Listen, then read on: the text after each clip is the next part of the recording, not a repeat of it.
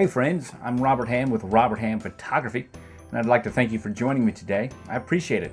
Today, I'm going to share with you my 5 pro tips when choosing a wedding photographer, and I'm pretty excited about it. I hope you are as well. Before we begin, please don't forget to like and subscribe. My purpose here is to help share some of my experience with new photographers and pros alike and engage in a dialogue with you guys. I hope that I can share that with you, so please help me grow the channel. Don't forget to like and subscribe.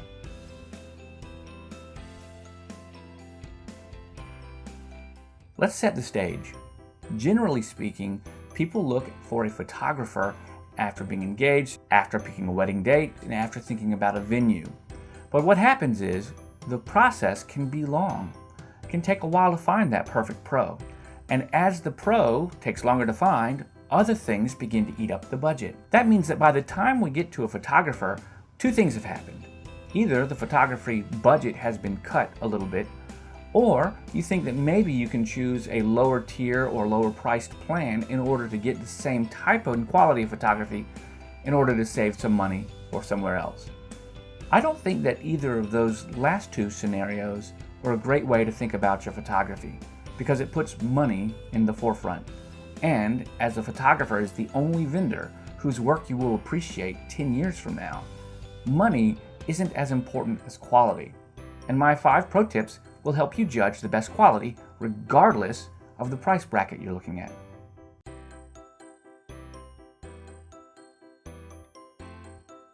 Tip number 1 is hands. It's all about the hands. And hands are very special because we love our special someone with our heart, but we share with them the feeling of love through gentle touch and caress. That's important. Whether it be the hand at the small of the back of the spouse as you're walking in from the door, or whether it's just a nice toast. Most of the images that your photographer will get are pretty standard. And unfortunately, it's the pretty standard, the lackluster photography where people get caught up. When you're looking at work from your photographer and you're considering the work that is out there, think about this. Do they focus on how we show love with our own bodies, our hands? Do they focus on the gentle, small touches? This takes place when you're dancing. The hands as they drape around the back of your spouse's, of your husband's neck, or your bride's neck, right around her waist too. Those are very important things. Or what about the handshake that takes place from a new son-in-law to a father-in-law, just as they're being pulled in for the hug? You see, that handshake is that first gesture when a couple becomes one family and 2 families are united. That's a special trust that says, I'm trusting you to take care of my daughter. And that gets pulled in with the handshake, and then the arms wrap around. You see, that's a very special thing. So what we'll find is that many photographers will just focus on the whole. But realistically, it's these small touches that make all the difference.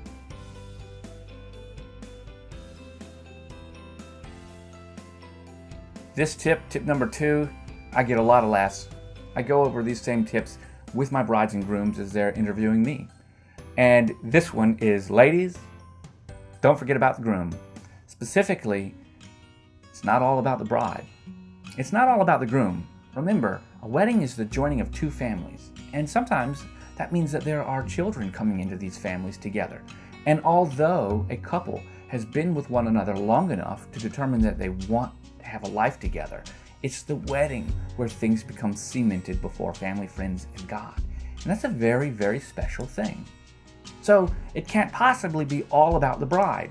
Now, I've never met a bridezilla. I just haven't happened to work with one. And in fact, I don't think that there really are bridezillas. I think that's popular TV. Most people that I have found recognize that it's just as important to photograph the groom as it is to photograph the bride. And we're speaking specifically to the pre-wedding photography. The ones that, like when you're getting ready, when you're with your maid of honor and your mother, or your best man and your father. At those times, we don't want to skimp on photography. The shortest photography that I offer is a 4-hour package, and that's for one of my staff photographers to go out and photograph the wedding. And it requires 45 minutes with the bride, 45 minutes with the groom, and that leaves 2.5 hours to photograph the wedding, the family portraits, and the reception. and 4 hours of photography is not enough time for a full wedding. So it's specifically enough time for the justice of the peace wedding. But what happens is people don't realize, you may not realize how much photography you actually need. And so when you begin speaking with a pro, you'll start doing things to kind of weed out the time that you need, and you might be willing to get rid of a particular kind of photography, like photographing the groom.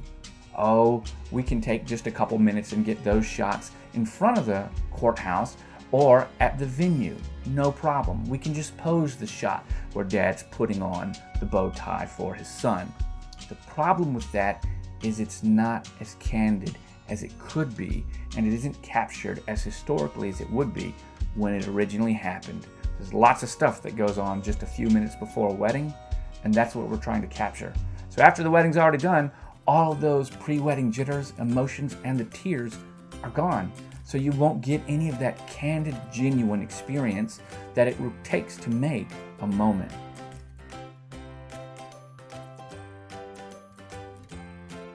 All right, my friends, we're now moving on to tip number 3. This one's a great one. Are you in love with the kisses your photographer captures? If not, move on. It's real simple. Many people see kisses and they feel a little awkward inside. And that's because photographing a kiss can be difficult. It can be hard, but it doesn't have to be. Photographing kisses means 2 things. The first one is making your couple feel comfortable in front of you. That has to do with a photographer's interpersonal communication skills to you. How do you feel about talking and kissing and interacting in front of someone who's going to take an image of that? Well, if the pictures are awkward, it's not the ones doing the kissing. A lot of that has to do with how the photographer made the couple feel before they did the kiss. Lots of times you're going to ask for a kiss in your wedding. When the little bells get jingled, ding, ding, ding, ding, ding, ding, ding, ding, you're going to have to kiss at the ceremony. You're going to kiss in front of everybody at the actual ceremony itself. You're going to kiss at the reception. So there's lots of times where people are going to be looking at you guys kissing. So there's going to be lots of opportunities to capture beautiful kisses. However, there's only 2 kisses that matter. The one that your photographer's got to nail and he only gets 1 shot is the first kiss. That's the one that's completely candid with you guys in front of everybody. You got to know what you're doing to get that shot. That one requires experience. You have to know how to pose your lights, you have to know where to stand, and you have to be ready for it. The second one is in the formal photos, after everybody's gone and your photographer is helping you pose. Remember, during the formal photos, this is a little bit more posed in order to get those magazine type or traditional portraiture. This is a very short part in your wedding as a whole, but having a photographer that can communicate with you how to stand and how to pose and make you feel comfortable about giving a nice, sexy kiss in front of the camera is going to be very important. If you're not in love with a kiss, move on.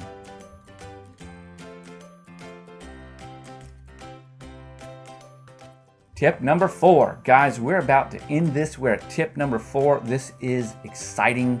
Tip number 4 is all about the details. You see, details are important. You, your mom, your dad, your husband's family, your wife's family, your cousin-in-law, your sister, her best friend, your neighbor's dog walker, you guys all came together and put together a beautiful wedding. Very, very important. You thought about place settings, you thought about seat assignments, you thought about garland, you thought about colors, you thought about textures. My goodness, you went into a lot of it. You definitely thought about the cake. You definitely thought about the altar. You put all these things together, but then what happens? The safe shots a photographer is going to get, an inexperienced photographer specifically, are going to be maybe an entry shot of the venue, maybe they're going to get a picture of the cake and the place settings and the altar and your flowers.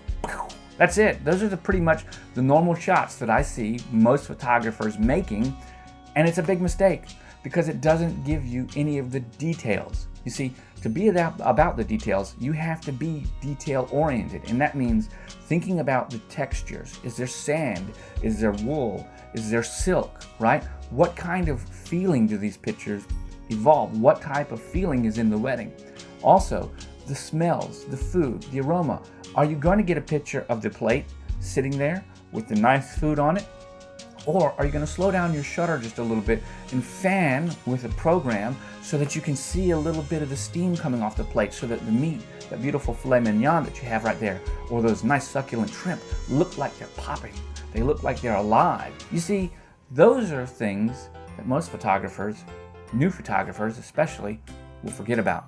So when you're looking through a photographer's wedding guide, when you're looking through their portfolio, ask to see the details and look at them. Are you inspired by the details?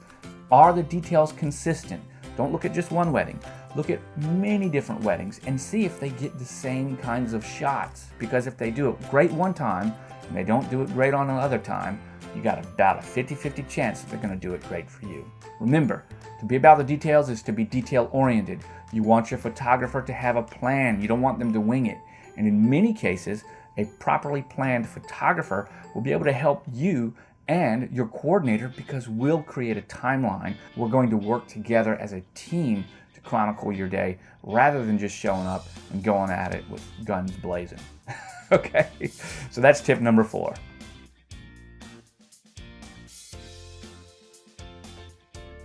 We've done it. We've come to the end. And tip number 5 is all about the cake. The reality is this: a cake is not just a cake. You spend a lot of money on this cake. There's a lot of thought that goes into this cake. How exactly are you going to want to remember that cake after you've eaten it? Many photographers take safe shots, right? And that's what you can think: a regular cake taken from a regular angle at a regular timing. Boom. And that's it. The next couple of shots that you're going to get from the top and the side, that's it. But you see, that's not it. The cake, man, the cake is almost alive with detail. From flowers, from graham cracker, from strawberries, from fruits, all of the ornamentation, pearling. Do you have a naked cake? I mean, there's everything that goes into this cake. And there's as many ways to photograph a cake as you could possibly think.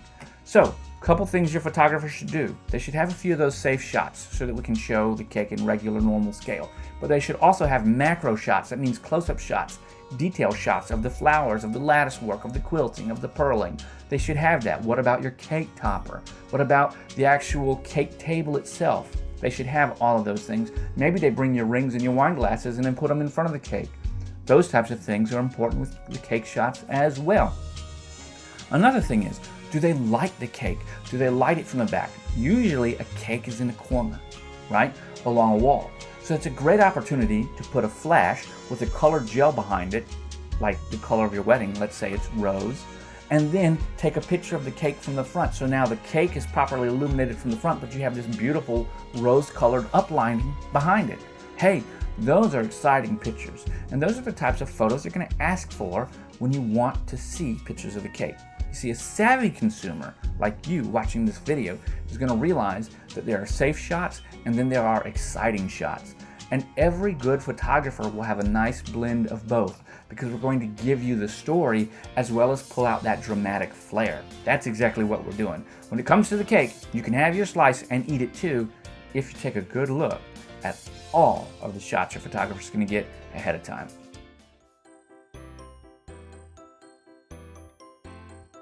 So there you have it, my friends. If you've watched this far, I'm really proud of you, and thank you very, very, very sincerely, because the whole goal of this was to help you think about your wedding and get the best photographer within the budget that you need. We do that by evaluating quality, not price. But since we're here, one last little area of thought is on price. Generally speaking, most weddings that have a boutique wedding package spend about 12 to 15% on their wedding photography. If your total budget is 20 grand, that's going to be about $2,400 to $3,000 that you should expect to pay for your photographer. If you're going more for an a la carte, which is where you just pick certain services and not a full day complete boutique service from the photographer, you may expect to spend and save about half to 40%. So an a la carte service could run you around $1,100 to $1,500.